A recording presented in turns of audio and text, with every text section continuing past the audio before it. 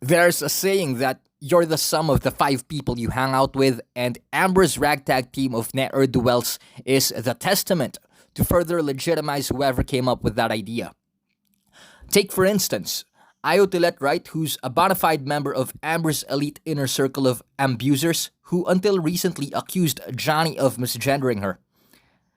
See, I don't know much, nor do I care enough to know more about Ayo, but FYI, Ayo is a trans man, which is a woman who transitioned into yada yada. We all know what that is in our day and age.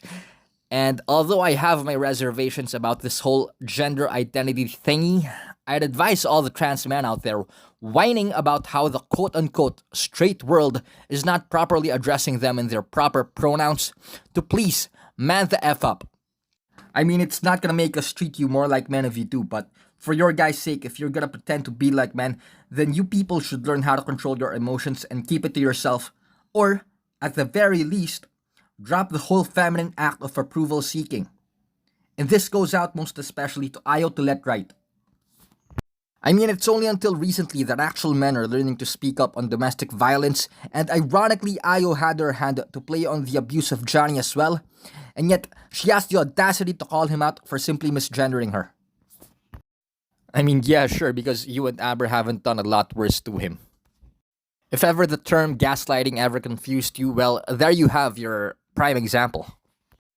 Ayo, among all the freeloading that Johnny hasn't yet compelled her to reimburse, still had the guts to stick her guns on Amber, despite having been proven that everything she defended her for was a complete sham and that she and her and all their other friends did indeed abuse Johnny for financial gain.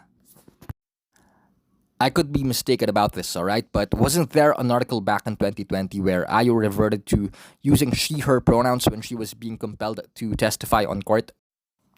There used to be this existing piece about it, but it's either Google, the publisher, or Ayo herself who had it scrubbed down because this whole misgendering issue is just all too convenient on her side without her having to bury her skeletons underneath. It couldn't have been a fever dream on my part because 2 years back was only fairly recent, so I think it's a fair assumption to say that the article about that was indeed scrubbed down. If you guys do remember the article about Ayo reverting to her original pronouns, kindly add further details about it, and if you have the link, please also drop it down in the comments because that would be a lot better.